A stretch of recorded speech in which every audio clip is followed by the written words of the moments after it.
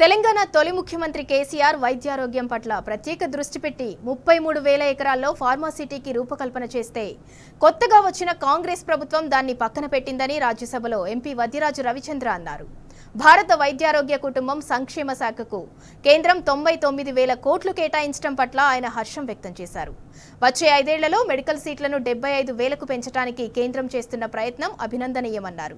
గ్రామీణ ప్రాంతాలలో పనిచేసే సిబ్బందికి ప్రోత్సాహకాలు పెంచాలని రవిచంద్ర కోరారు. బడ్జెట్ భారతీయులందరి జీవితాలకు సంబంధించిన అతి ముఖ్యమైన అంశం. ఇది ఆరోగ్య సంరక్షణకు పెట్టే ఖర్చు మాత్రమే కాదు, ఇది మన ప్రజలు మన సమిష్టి భవిష్యత్తుకు పెట్టుబడి. వైద్య ఆరోగ్య కుటుంబ సంక్షేమ శాఖకు 99,859 కోట్ల రూపాయలు కేటాయించడాన్ని అభినందిస్తున్నాను. అయితే ఇది ప్రపంచ ప్రమాణాల కంటే తక్కువగానే ఉంది. 2027 నాటికి ఆరోగ్యంపై పెట్టే ఖర్చును జీడీపీలో కనీసం 2.5% పెంచడానికి దశలవారీ విధానాన్ని రూపొందించాలని సవినయంగా కోరుతున్నా. ఈ ఏడాది కోసం 10,000 సీట్లు మెడికల్ కాలేజీలు పెంచడం చాలా సంతోషం.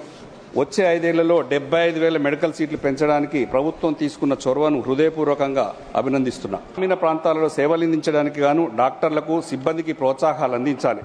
ప్రభుత్వం సీనియర్ సిటిజన్స్ కోసం చేపట్టిన ఆయుష్మాన్ భారత్ కవరేజ్ని ఓపీడీ సంరక్షణ, దీర్ఘకాలిక వ్యాధుల నిర్వహణ, మానసిక ఆరోగ్య సేవల వరకు విస్తరించాలని కోరుతున్నా. గడిచిన 10 ఏళ్లలో తెలంగాణ తొలి ముఖ్యమంత్రి కేసీఆర్ గారి ఆలోచనలతో కొన్ని అంశాలను అభివృద్ధి చెందిన అంశాలను తమ దృష్టి తెస్తున్నా. లైఫ్ సైన్సెస్, ఫార్మాస్యూటికల్స్ ఉత్పత్తులు సింహభాగం హైదరాబాద్ నుంచి వస్తున్నాయి. హైదరాబాద్ సమీపాన షామీర్పేట వద్ద జినోమ్ వ్యాలీలో పెద్ద సంఖ్యలో ఈ కంపెనీలు ఉన్నాయి.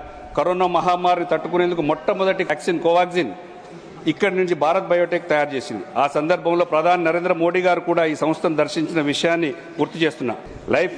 లైఫ్ సైన్సెస్, ఫార్మాస్యూటికల్స్ రంగాలను మరింత అభివృద్ధి చేసేందుకు గాను తెలంగాణ తొలి ముఖ్యమంత్రి కేసీఆర్ గారు ప్రత్యేక శ్రద్ధ చూపారు.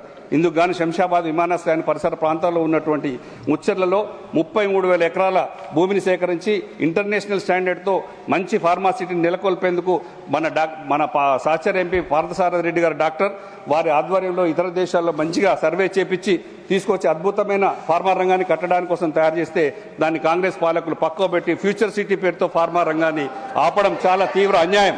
కేసీఆర్ గారి 10 ఏళ్ల పరిపాలనలో తెలంగాణ రాష్ట్రం మెడికల్ హబ్గా మారింది. అవసరమైన వారందరికీ వైద్య ఆరోగ్య సేవలను మరింత అందుబాటులో తెచ్చేందుకు కేసీఆర్ గారు కృషి చేశారు. తెలంగాణ మొత్తం 33 జిల్లాల్లో నర్సింగ్, మెడికల్ కాలేజీలతో పాటు జనరల్ హాస్పిటల్స్, టీచింగ్ ఏర్పాటు చేయడం జరిగింది. అదేవిధంగా కేసీఆర్ గారి ఆధ్వర్యంలో హైదరాబాద్ నలుమూలల మరియు వరంగల్ నగరంలో సూపర్ స్పెషాలిటీ హాస్పిటల్ నిర్మాణం చేపట్టడం జరిగింది.